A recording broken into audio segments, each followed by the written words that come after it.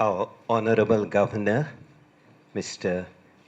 Sridharan Pillai, Honorable Chief Minister, Dr. Pramod Sawant, His Holiness Shri Shri Sadguru Bao Brahmaraj, Mr. Movin Gudino, our Honorable Transport Minister, all the Honorable Ministers, Honorable Member of the Parliament, all our members of the Legislative Assembly, Lady Governor, Mrs. Pillai, fathers, sisters, and my dear friends. My first and foremost word is of deep appreciation and profound gratitude to our Honorable Governor for this initiative that he has taken to organize this function, for felicitating me on my recent nomination as Cardinal. In fact, I was deeply touched to receive a few days ago a personal letter from our Honorable Prime Minister, Mr. Narendra Modi.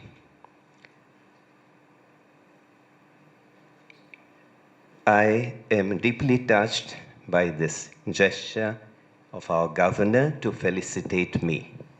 In fact, I have accepted this nomination in a spirit of deep surrender to God's will, and knowing that this nomination implies a greater responsibility of service.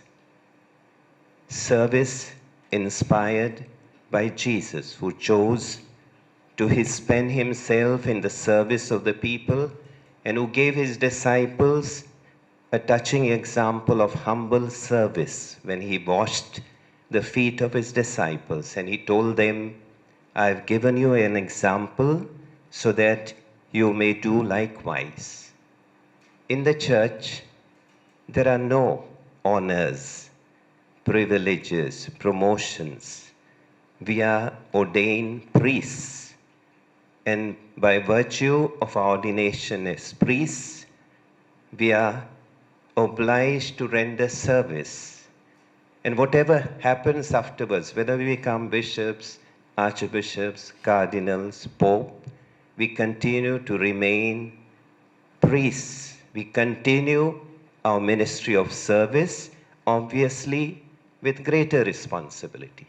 As cardinal, I will have to exercise this responsibility as a close collaborator of our Holy Father, Pope Francis, at the universal level, also at the level of our continent. In fact, day after tomorrow, I have to go to Bangkok to participate in a conference of the Federation of Asian Bishops, all the bishops of all the countries of India. So this nomination means greater responsibility of Christ-like service, humble, selfless, caring service.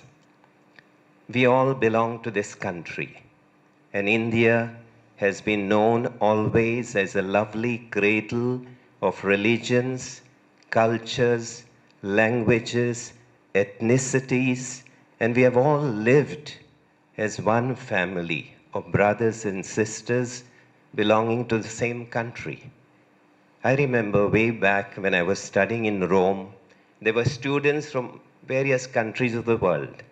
And I had a good friend coming from former Yugoslavia. Now they have become, after that time it was one, but they have broken up into different republics, as you know, Slovenia, Croatia, Sarajevo, Serbia. He was from Sarajevo. He was my good friend.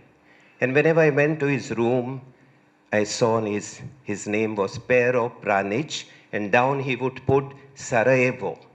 And I used to ask him, Pero, why don't you put Yugoslavia? Why do you put Sarajevo? And he said, no, I will never put Sarajevo.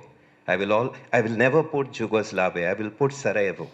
I realized those countries, those republics had been put together by Tito and they broke apart. But I was telling him, under my name, I will never put Goa. I will put India. We, all Indians, I think our first identity is Indians.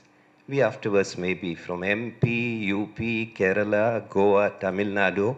I think we are Indians first. And I think this is what holds us together, that we are rooted in our Indian ethos. And as the governor was saying, India has been a country that welcomed all religions, all languages, all cultures, and we have celebrated our diversity. Even in Goa, though the Portuguese were here for centuries, we always remain Goans, whatever may be our language, our culture, our religion, and I think we shared in our festivals. And I think Honorable Governor is experiencing this as he is visiting our villages, our churches, our temples, our mosques. And I think it's our common responsibility, whether civil leaders, religious leaders, to work together to preserve this beautiful treasure that India has always been down centuries. The church, in whichever country it lives, it has contributed very especially in the field of education, healthcare, social service, and that's happened also in India for the last so many years in Goa. And we have collaborated with all the civil authorities, government authorities, and we have received the best of collaboration. I wish that we can continue to work together in a spirit of collaboration and serve our people, particularly those who are less resourceful and who are living on the margins of our society. I would not like to finish without saying one special word for the wonderful role that our governor, Mr. Sridharan Pillai, is playing in our state from the time he took over his responsibility as the governor of this beautiful state.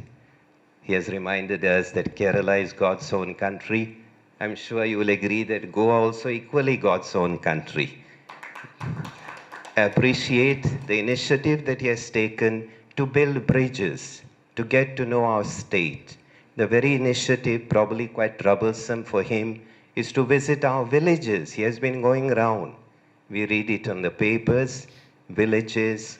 He has been trying to see our nature. Just now he was telling Mr. Movin Gudino, there are some trees here, old trees, 200, 300 trees. So you can see the interest that he has in local ecology.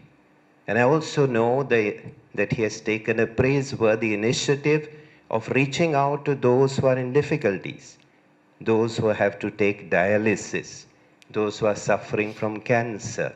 He has taken that beautiful initiative to reach out these people who sometimes have to face a lot of financial constraints. Mr. Governor, I thank you for the beautiful role you're playing to build bridges, to reach out to our people, and to maintain the beautiful wealth of this state. May God bless you. May God bless our Chief Minister, all our ministers, Mr. Movin and the other ministers, member of the Parliament. I'm so happy that His Holiness Sri Sri Sadguru Bhau Brahmaraj is with us. Goa has been a cradle of beautiful relations between followers of different religions. I wish and pray that all of us, hand in hand, can maintain this rich tradition of our country.